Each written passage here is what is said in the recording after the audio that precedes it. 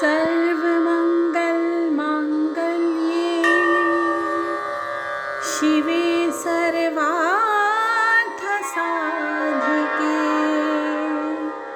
शरण्ये त्र्यम्बके गौरी नारायणी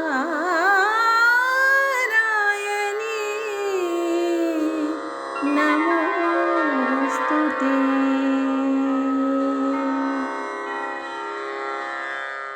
जय माँ इंद्राक्षी जय अम्बे। इंद्राक्षी धाम में दर्शकों आप सभी का हम हार्दिक स्वागत करते हैं।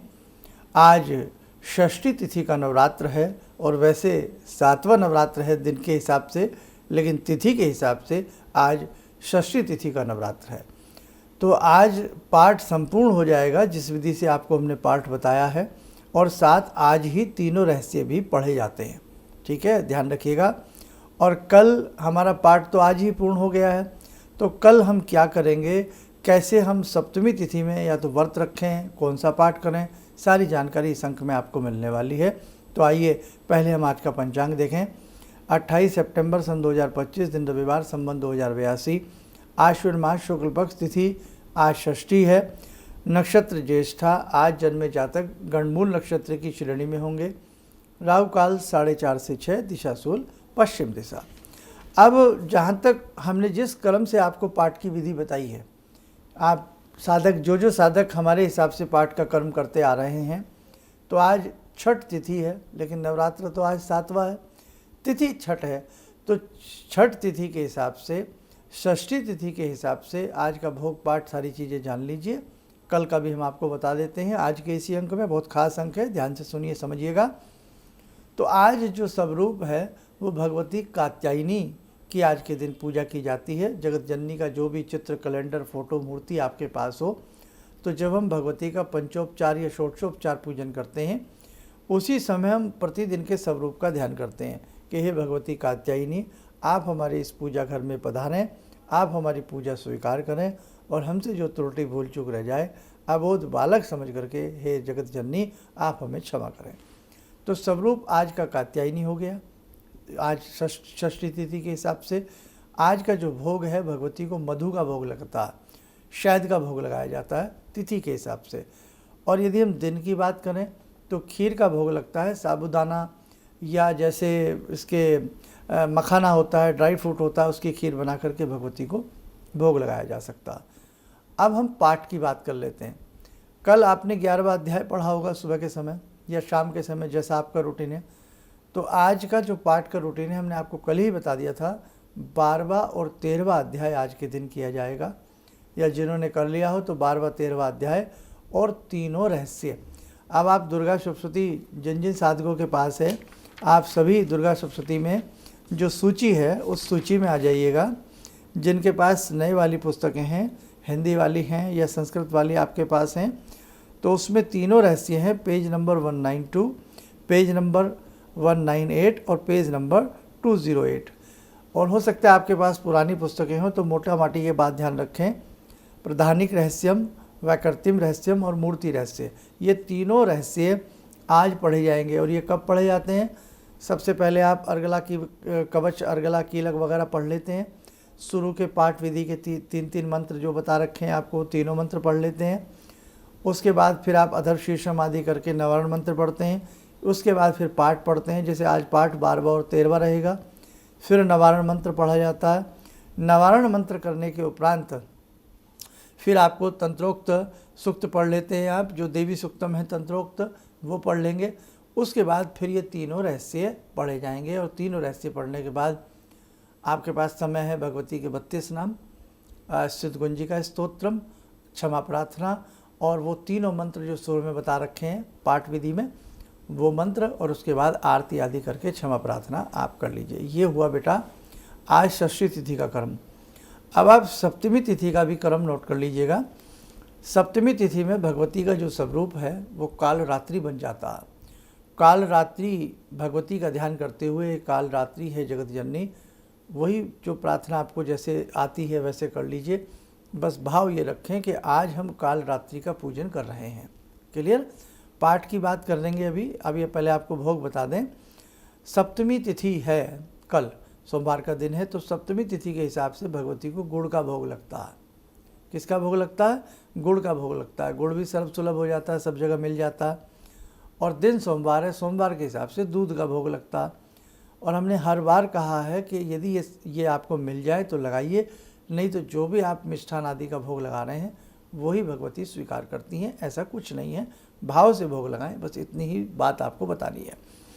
अब हम बताते हैं कल के पाठ की बात। अब चूँकि आपका पाठ तो षष्ठी में आज ही सारा संपूर्ण हो रहा है, तो कल क्या करें? गायत्री मंत्र की संभव हो सके 3 या 5 माला करें भगवती गायत्री का ध्यान करते हुए। उसके बाद भगवती दुर्गा सावित्री का ध्यान करते हुए आप क्या करें? नवारण मंत्र की 3, 5 या 11 माला कर लें। उसके बाद आपके भगवती के 108 नाम पढ़ लें, सिद्ध कुंजी का स्तोत्र पढ़ लें। नवारण मंत्र जरूर पढ़ना है, ध्यान रखें। और क्षमा प्रार्थना आदि करके अपनी आरती कर लें। और भोग वगैरह हमने आपको इसमें बता ही दिया है। अब ये सप्तमी का आपका हो गया है, सप्तमी तक का। कल का कार्यक्रम जरूर ध्यान से सुनिएगा। उस कार्यक्रम में जो लोग अष्टमी करते हैं, कन्या पूजन करते हैं, कन्या पूजन की उसमें संक्षिप्त सी आपको जानकारी दे देंगे। कढ़ाई पूजन की आपको जानकारी दे देंगे। और जो साधक नवमी करते हैं वो सेम अष्टमी वाला सुन लीजिए, कल का कार्यक्रम सुन लीजिए। वो नवमी भी सेम उसी प्रकार से कर सकते हैं।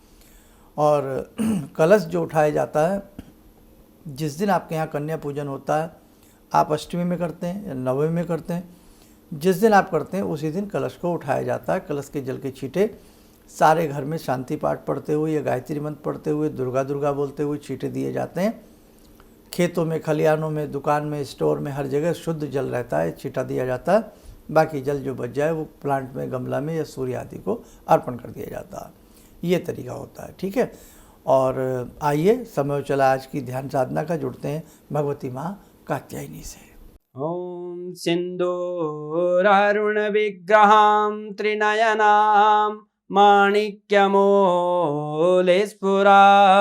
स्तारानायकशेखरं स्मितमुखी बापेन वाक्षोरुवां पाणिभ्यामलपूर्णरत्नचषकां रत्नोत्परां बिभ्रति सौम्यां रत्नघटस्थरक्तचरणां ध्यायेत् पराम् अम्बिकां खड्गं चक्रगदेषु चापपरिगान् शूलम्बुशोण्डिं शिरा शङ्खं समदधतीं करे स्त्रीनयनां सर्वाङ्गभूषावृतां नीलासमद्युतिमास्य पाददशकां सेवे महाकालिकां यामास्तो स्वपितैहरो कमलजो हन्तुं मधुं कैटवम् विद्युद्दामसमप्रभां मृगपते स्कन्दस्थितां भीषणां कन्या विहकरवालखेटविलसा धस्ताविरासेवितां हस्तैश्चक्रगदाशिखेटविशिखां चापं गुणं तर्जनीं बिभ्राणामलिलात्मिकां शशिधरां दुर्गां त्रिनेत्रां भजे।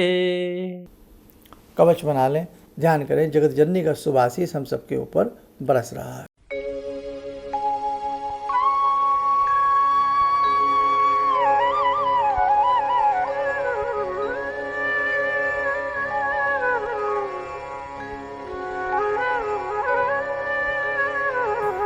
ओम बोलते हुए नेत्र खोलें, सामान्य हो जाए।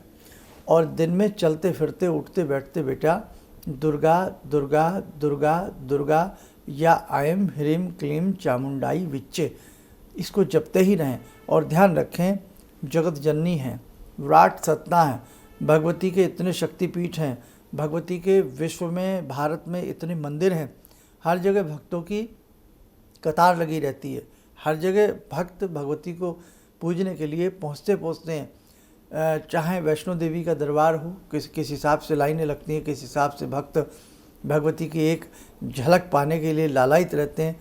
चाहे मिर्ज़ापुर में विंध्यवासिनी हो, चाहे दतिया में भगवती बगलामुखी हो, चाहे दशम विद्याओं का कोई भी स्वरूप हो, चाहे मीनाक्षी का टेम्पल हो, चाहे शताक्षी के टेम्पल हो। तो कहने का मतलब चाहे मुंबा देवी हो, चाहे चामुंडा देवी हो, चिंतपूर्णी हो, ज्वाला हो, है ना, कैसे प्यारे प्यारे भगवती के धाम हैं। तो कहने का मतलब कि भगवती का इन सब धामों से भगवती की वहाँ सन्निधि बनी रहती है। और इन्हीं दिनों में जो भी साधक अपने घर में अच्छे से पूजा पाठ करता है, भगवती उस घर को नहीं त्यागती हैं।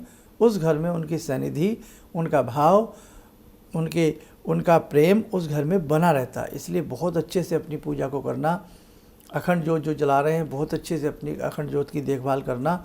और बेटा देखो, कुछ करने के लिए थोड़ा तो तप करना ही पड़ता है। अगर सारी चीज़ें सहजली हो जाएं, सारी चीज़ें आराम से हो जाएं, फिर किस बात का तप, किस बात का व्रत, किस बात के नियम, है ना। तो कुछ पाने के लिए कुछ तो खोना पड़ता है। थोड़ा परिश्रम तो हमें जीवन में हर कार्य में करना ही पड़ता है। इसलिए अच्छे से अपनी भक्ति भाव को जगा करके रखें। जगत जननी की कृपा आपके समस्त परिवार पर बरसेगी, आपकी कामनाएं पूर्ण होंगी। बहुत शीघ्र आपके हाथ से एक बहुत बड़ा कार्य हम लोग कराने वाले हैं। बस जगदम्बा की अनुमति की आवश्यकता है, उनकी सत्प्रेरणा आने वाली है। तो वैसे ही फिर हम सारी चीज़ें आपको बताते चले चलेंगे।